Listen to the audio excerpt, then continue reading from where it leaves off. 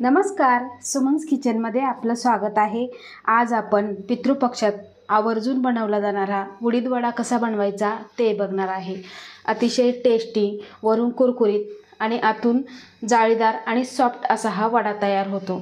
तर त्यासाठी इथे मी 1 कप उडीद डाळ घेतलेली आहे। ही सफेद उडीद डाळ आहे, स्वच्छ करून घेतलेली आहे। आता 1 कप उडीद डाळ मी 4 तासांसाठी स्वच्छ पाण्याने 3 ते 4 वेळा धुवून घेतली आणि नंतर त्यामध्ये स्वच्छ पाणी घालून 4 तास भिजवून घेतलेली आहे। 4 तास भिजवायची, जास्त रात्रभर किंवा जास्त वेळ सुद्धा भिजवायची नाही, त्यामुळे काय होतं छान अशी भिजली जाते। आता जास्त वेळ जर भिजली तर ती जास्त तेल ओढू शकते आणि आपले जे वडे आहे ते एकदम असे नरम होतात, जास्त तेल पितात। तर आता आपल्याला एक मिक्सरचं मोठं भांडं घ्यायचं आहे आणि त्या भांड्यामध्ये आपल्याला ही सगळी डाळ घालून घ्यायची आहे आणि पाणी न घालता आपल्याला ही वाटून घ्यायची आहे। अजिबात यामध्ये पाणी ठेवायचं नाही, पाणी न घालता वाटायची। गरज वाटली तर 1-2 चमचा पाणी घालायचं आहे, पण शक्यतो पाणी घालू नका। तर बघा, अशा पद्धतीने आपण पाणी न घालता छान अशी गुळगुळीत वाटून घेतलेली आहे। आता इथे मी एक मोठं भांडं घेतलेलं आहे आणि त्या भांड्यामध्ये आपल्याला ही डाळ, वाटलेली डाळ ओतून घ्यायची आहे।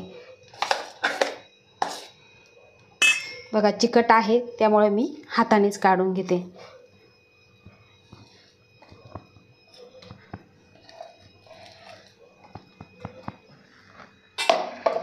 तर बघा, अशा पद्धतीने डाळ वाटून घ्यायची आणि मोठ्या भांड्यामध्ये घ्यायची।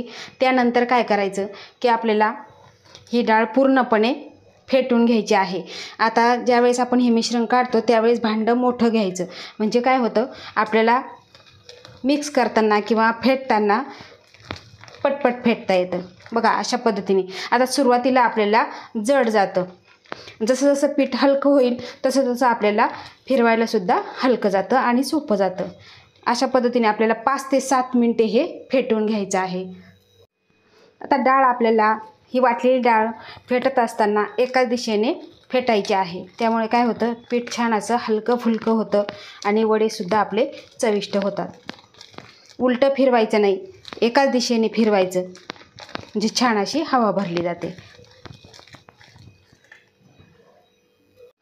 तर बघा, डाळीचं मिश्रण आपण 5 मिनिटे फेटून घेतलेलं आहे। आता यामध्ये आपल्याला चवीपुरतं मीठ घालायचं आहे आणि पुन्हा आपल्याला 2 ते 3 मिनिटे फेटून घ्यायचं आहे।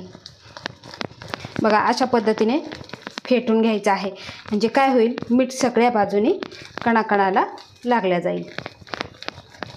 भरभर भरभर असं फेटून घ्यायचं आहे। बघा, छान असं मीठ मिक्स झालेलं आहे। आता पीठ आपलं वड्यांसाठी तयार झालं की नाही हे कसं ओळखायचं, तर बघा इथे मी वाटीमध्ये पाणी घेतलेलं आहे। आता ह्या वाटीमध्ये आपल्याला अगदी थोडंसं मिश्रण टाकून बघायचं आहे। बघा, वरती तरंगतंय, या अर्थी समजायचं आपलं पीठ वड्यांसाठी तयार झालेलं आहे। आता या मिश्रणामध्ये आपल्याला इथे मिरची घालायची आहे।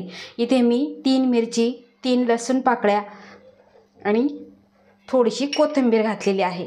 आता यामध्ये आपल्याला अगदी थोडीशी हळद घालायची आहे आणि पुन्हा एकदा आपल्याला मिक्स करून घ्यायचं आहे।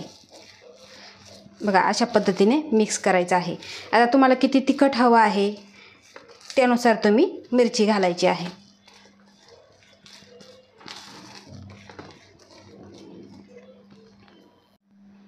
तर इथे तेल गरम करायला ठेवलं आणि तेल छान असं गरम झालेलं आहे।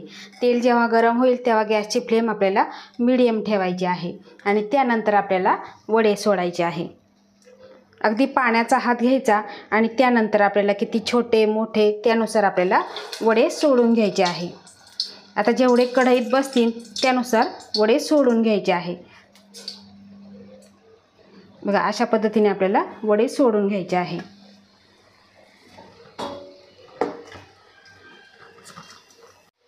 तर वडे सोडल्यानंतर बघा छान असे वरती तरंगून आलेले आहे। त्यामुळे काय होतं, आपण जे पीठ आहे ते छान असं फेटलं, त्यामुळे पटकन असे हे तळले गेलेले आहे।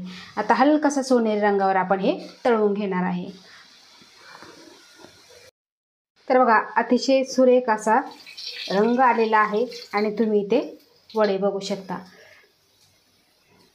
आता आमच्या इकडे ह्याच पद्धतीचे वडे बनवले जातात। तुमच्या इकडे कोणत्या पद्धतीचे बनवले जातात हे मला कमेंट करून नक्की सांगा।